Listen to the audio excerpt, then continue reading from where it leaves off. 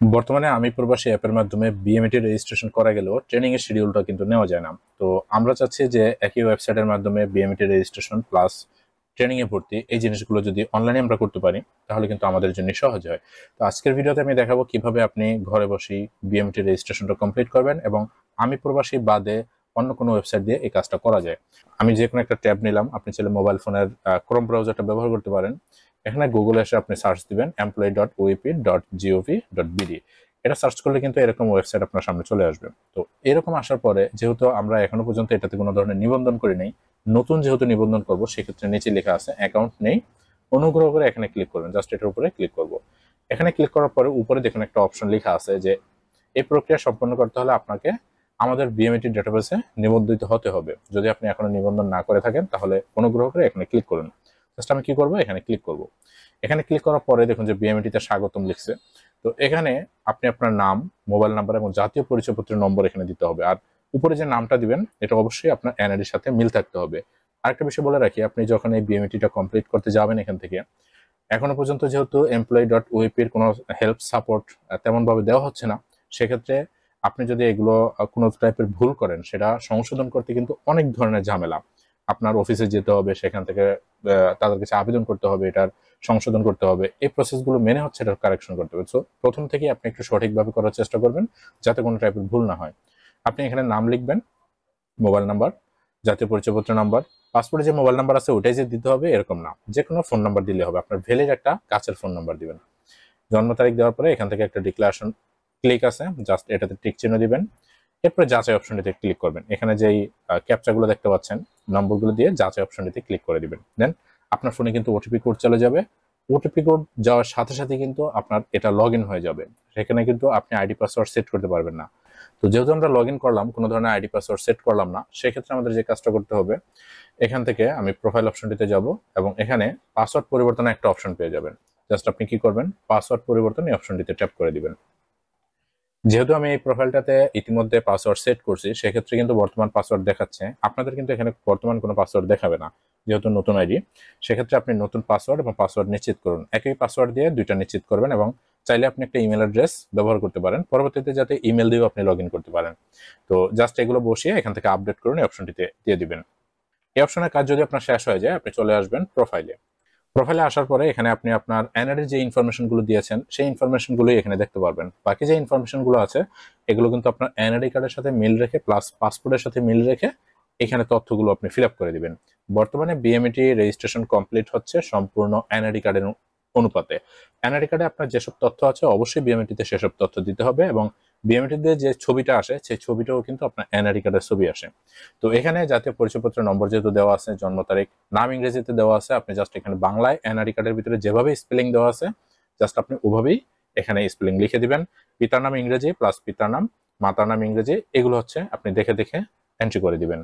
নিচে আসলে এখানে পেয়ে যাবেন জন্মস্থান, পেশা, লিঙ্গ, রক্তের গ্রুপ। পেশা হিসেবে আপনি প্রাইভেট সার্ভিস দিতে পারেন, শ্রমিক হলে শ্রমিক দিতে পারেন, বা আপনার যেটা পেশা আপনি এখানে আনএমপ্লয়েড হলে সেটাও দিতে পারেন, আদার্স হলে আদার্স দিতে পারেন।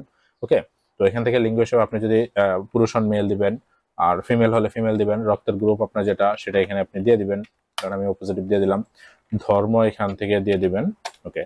কত মিটার উচ্চতা, এখন হাইট হচ্ছে এটা যেহেতু মিটারে চাইছে, সেক্ষেত্রে আপনার কত ইঞ্চি সেটা যদি আপনি বের করতে পারেন মিটারটা কিন্তু বের করতে পারবেন। তো মিটার বের করার জন্য আপনি ধরেন 5 ফুট 6 ইঞ্চি যদি আপনি হন, আপনি এখানে লিখবেন, গুগলে এসে লিখবেন 5 ফিট 5 ইঞ্চি টু মিটার অথবা 6 ইঞ্চি টু মিটার। ওকে, আপনি যে হাইটটা হন সেটা এখানে লিখে জাস্ট এখানে মিটারে হিসাব করবেন। দেখুন এখানে কিন্তু 168 বলা যায়, 168 দিলেই হবে। ওকে, 168, 1.68। ওকে, এটা হচ্ছে আমার মিটার। ওজন আপনি কত কেজি সেটা আপনি এখানে দিয়ে দিবেন। ধরলাম আমি 56 কেজি দিলাম। এখন বর্তমান ঠিকানা আপনি আপনার এনআইডি কার্ডের সাথে মিল রেখে অথবা পাসপোর্টের সাথে মিল রেখে এখানে হচ্ছে আপনার এনআইডি কার্ডের ডিটেল তথ্য দিয়ে দিবেন। ওকে, আমি এখানে ডিটেল অ্যাড্রেস গুলো দিয়ে দিলাম এবং সর্বশেষ হচ্ছে পাসপোর্টের তথ্য। পাসপোর্টের তথ্য হিসেবে আপনি পাসপোর্টের নাম্বার, ইস্যুর তারিখ, মেয়াদ শেষ হওয়ার তারিখ, ইস্যুর স্থান। ইস্যুর স্থানটা কিন্তু আপনি নিচে পেয়ে যাবেন। দেখবেন যে আপনার জন্মস্থান যেখানে আছে সেটা ঠিক ডান পাশ দিয়ে নিচে প্রদানকারী কর্তৃপক্ষ লেখা থাকে।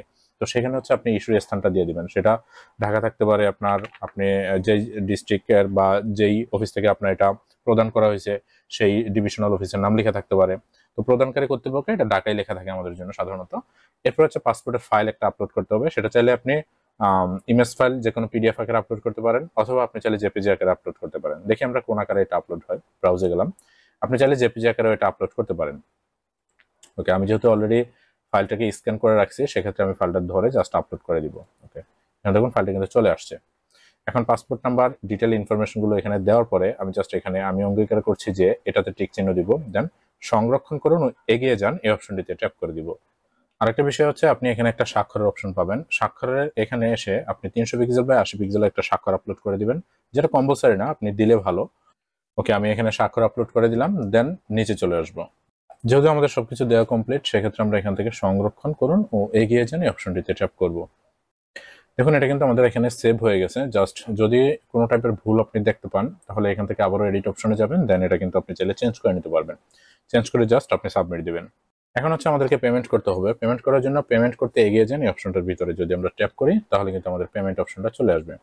দেখুন এখানে চলে আসছে aspirant migrant portal registration fee. তো এখান থেকে আমরা এমপ্লয় রেজিস্ট্রেশন যে ফিটা আছে 200 টাকা, এটা আমরা হচ্ছে এখান থেকে পে করে দিব। এখানে ট্যাপ করার সাথে সাথে কিন্তু সোনালী ব্যাংকের গেটওয়েটা চলে আসবে। আপনি চাইলে এখান থেকে মোবাইল ব্যাংকিংটা ব্যবহার করবেন, দেন বিকাশ ব্যবহার করেও আপনার টাকাটা আপনি পেমেন্ট করতে পারবেন। তো এখানে বিকাশের যে নাম্বারটাতে ভিতরে আপনার 205 টাকার বেশি আছে বা 203 টাকার বেশি আছে, সেরকম একটা নাম্বার আপনি এখানে দিয়ে দিবেন, দেন ফোনে ওটিপি যাবে, ওটিপি দিয়ে পিন দিয়ে পেমেন্টটা কমপ্লিট করবেন।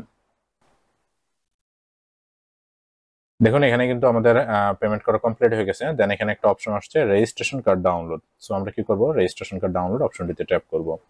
এখানে ট্যাপ করলে দেখুন যে আমাদের রেজিস্ট্রেশন কার্ডটা কিন্তু চলে আসছে। এটা হচ্ছে আমাদের বিএমইটি রেজিস্ট্রেশন কার্ড। দেন এই বিএমইটি রেজিস্ট্রেশনের মাধ্যমে হচ্ছে পরবর্তীতে আমাদের বিদেশ যাওয়ার সকল কাজগুলো করতে হবে, প্লাস ট্রেনিং এর জন্য কিন্তু আমাদের বিএমইটি রেজিস্ট্রেশন কার্ডটার প্রয়োজন হবে। তো গাইস এই সিস্টেমের মাধ্যমে চাইলে হচ্ছে আপনি বিএমইটি রেজিস্ট্রেশনটা করে নিতে পারবেন, এবং খুব ইজি প্রসেসে কিন্তু আমি দেখানোর চেষ্টা করছি। পরবর্তী ভিডিওতে আমি আপনাদেরকে দেখিয়ে দিব কিভাবে আপনি ট্রেনিং এর শিডিউল নেবেন এবং ট্রেনিং এ ভর্তি হবেন। সর্বশেষ আমাদের ভিডিওগুলো যদি আপনি নতুন দেখে থাকেন, অবশ্যই সাবস্ক্রাইব করে আমাদের সাথে থাকবেন। দেখা হচ্ছে পরবর্তী ভিডিওতে। আসসালামু আলাইকুম।